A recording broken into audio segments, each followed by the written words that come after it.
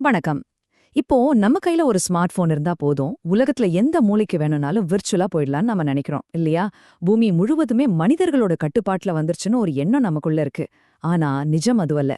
இந்த பூமியில அழகும் ஆச்சரியமும் நிறைஞ்ச இடங்கள் மட்டுமில்ல, மனிதர்கள் காலடி எடுத்து வைக்கவே முழுமையா தடை செய்யப்பட்ட சில மர்மமான பயங்கரமான பகுதிகளும் இருக்கு. இன்னைக்கு நாம பார்க்க போற இந்த ஸ்பெஷல் தொகுப்புல நேரடியாக அரசுகளாலேயே போகக்கூடாதுன்னு சட்டம் போடப்பட்ட உலகின் 10 அதிர்ச்சியூட்டும் தடை செய்யப்பட்ட இடங்களை பத்தி தான் முழுமையா அலச போறோம். பார்க்கறதுக்கு ரொம்ப சாதாரணமா அழகா தெரியற இந்த இடங்களுக்கு பின்னாடி மிகப்பெரிய ஆபத்துகள் ஒளிஞ்சிருக்கு. ஆனா ஏன் இந்த இடங்களுக்கு போக இவ்வளவு கடுமையான தடைகள் இருக்குன்னு உங்களுக்கு தெரியுமா? ஏன் இந்த இடங்கள் இவ்வளவு ரகசியமா பாதுகாக்கப்படுது? இதுக்கான பதில் ரொம்ப சிம்பிள், ஆனா ரொம்பவே பயங்கரமானது. ஏன்னா ஆர்வத்துல அங்க போன பல பேர் அதுக்கப்புறம் திரும்பி வரவே வரல. எந்த ஒரு அதிநவீன தொழில்நுட்பமும் அவங்கள காப்பாத்தல. அத பத்தி தான் இப்போ நம்ம டீப்பா பார்க்க போறோம். ஓகே, முதல் பகுதிக்குள்ள போகலாம். இயற்கையின் ஆபாயகரமான தடைகள். இந்த இடங்களுக்குள்ள மனிதர்கள் போவதை தடுக்க எந்த ஒரு பெரிய சுவரும் அங்க கட்டப்படல. இயற்கையே ஒரு கொடிய தடையா நிக்குது. பிரேசில் நாட்டுல இருக்கிற ஸ்னேக் ஐலண்ட் இதுக்கு ஒரு பெர்ஃபெக்ட் உதாரணம். இந்த சின்ன தீவுல மனிதர்கள் யாருமே கிடையாது. ஆனா ஆயிரக்கணக்கான கொடிய விஷப்பாம்புகள் அங்க வாழ்ந்துட்டு இருக்கு. உலகத்திலேயே மிக கொடிய கோல்டன் லான்ஸ்ஹெட் பாம்புகள் இவை. இதோட விஷம் ஏன் இவ்வளவு ஆபத்தானது தெரியுமா? பறந்து வர்ற வலசை பறவைகளை அதுங்க மறுபடியும் பறக்கிறதுக்குள்ள உடனே கொல்றதுக்காகவே பரிணாம வளர்ச்சியில இந்த பாம்புகளோட விஷம் இவ்வளவு கொடியதா மாறியிருக்கு. இந்த பாம்போட உருக்கடி மனித உடலையே சில நிமிஷங்கள்ல சிதைச்சிடும். அதனாலதான் பிரேசில் அரசாங்கம் பொதுமக்கள் அங்க போறது முழுமையா சட்டம் போட்டு தடை செஞ்சிருக்காங்க. இயற்கையோட இன்னொரு கூடிய தடை எங்க இருக்குன்னா, நம்ம இந்திய பெருங்கடல்ல இருக்கிற நார்த் சென்டினல் தீவு. இங்க வாழ்ற சென்டினலிஸ் பழங்குடியினர் பல்லாயிரக்கணக்கான வருஷங்களா வெளி உலக தொடர்பே இல்லாம ரொம்ப தனிமைப்படுத்தப்பட்டு வாழ்ந்துட்டு வராங்க. நம்ம நாகரிகம், தொழில்நுட்பம்னு எதுவுமே அவங்கள சென்றடையல. வெளி உலக மனிதர்களை அவங்க எப்பவுமே ஏத்துக்க மாட்டாங்க. யாராவது அந்த தீவை நெருங்கினாலே அம்பு எது தாக்குவாங்க. அவங்களோட பல்லாயிரக்கணக்கான ஆண்டுகால அந்த தனிமையான வாழ்க்கையை நம்ம டிஸ்டர்ப் செய்யக்கூடாதுங்கிறதுக்காகவே இந்திய அரசு இந்த தீவை கடுமையாக தடை செய்யப்பட்ட பகுதியா அறிவிச்சிருக்காங்க. இதையும் மீறி அங்க போனா உயிருக்கு எந்த உத்தரவாதமும் கிடையாது. இதுவரைக்கும் இயற்கையோட அச்சுறுத்தல்களை பார்த்தோம். இப்போ அடுத்த பகுதிக்கு வருவோம். கதிர்வீச்சு மரண வளையங்கள். இயற்கையை விட மனிதர்களால் உருவாக்கப்பட்ட பேரழிவுகளோட விளைவுகள் ரொம்பவே பயங்கரமானவை. 1986 இந்த வருஷத்தை வரலாற்றுல யாராலையும் அவ்வளவு சீக்கிரம் மறக்க முடியாது. செர்னோபில் அணுவிலை விபத்து நடந்த அதே வருஷம்தான் அது. அந்த பேரழிவுக்கு பிறகு அந்த பல ஆயிரம் சதுர கிலோமீட்டர் பகுதி மனிதர்கள் வாழவே முடியாத ஒரு கதிர்வீச்சு மரண வளையமா மாறிடுச்சு. இன்னைக்கு அங்க வீடுகள், பள்ளிக்கூடங்கள், கிளிக்கி பூங்காக்கள்னு எல்லாமே அப்படியே அனாதியா கிடக்கு. ஒரு காலத்துல ரொம்ப பரபரப்பா இயங்குன அந்த நகரம் இன்னைக்கு மனிதர்கள் நுழைய முடியாத, ஆனா வனவிலங்குகள் மட்டும் சுதந்திரமா சுத்தி திரியிற ஒரு கைவிடப்பட்ட பேய் நகரமா மாறிடுச்சு.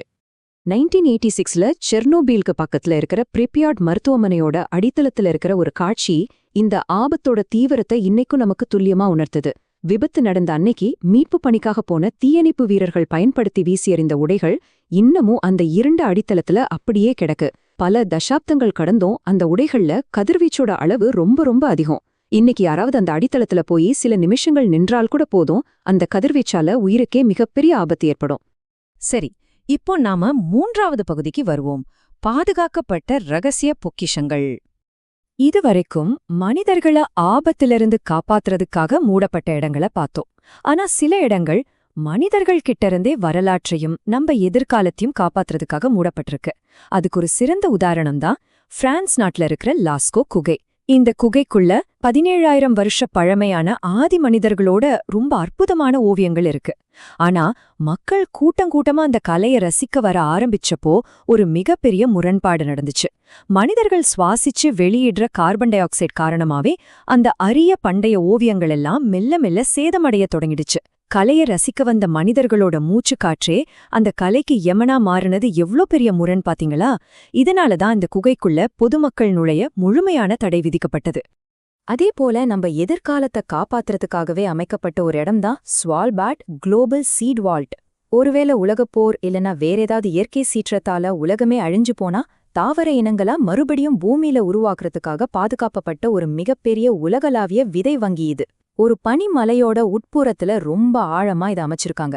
ஒருவேளை உலகத்துல மின்சாரமே துண்டிக்கப்பட்டாலும் அந்த மலையில இருக்கிற உறைபனி அந்த விதைகளை பல 100 வருஷங்களுக்கு பாதுகாக்கும். அணு ஆயுத தாக்குதலையே தாங்கக்கூடிய அளவுக்கு வடிவமைக்கப்பட்ட இந்த இடத்துக்குள்ள சாதாரண மனிதர்களுக்கு கண்டிப்பா அனுமதி கிடையாது. இதை உலகின் டூம்ஸ்டே வால்ட் அப்படின்னு சொல்வாங்க. அடுத்ததா நாம பார்க்க போறது இந்த தொகுப்போட ரொம்பவே மர்மமான ஒரு பகுதி, அரசுகளின் இருண்ட ரகசியங்கள். இப்போ நாம ரொம்ப இருண்ட மற்றும் யாராலையும் ஊடுறா முடியாத ஒரு பகுதிக்குள்ள நுழைய போறோம். உலக அரசுகளால மிக கடுமையா பாதுகாக்கப்படுற ரகசிய ராணுவ தளங்கள் இவை. அதுல ஒண்ணுதான் ரஷ்யாவோட ரொம்ப மர்மமான முழுமையா மூடப்பட்ட நகரமான மிஷ்கோரியே. இது யமந்தாவ் முலைப்பகுதியில அமைஞ்சிருக்கு.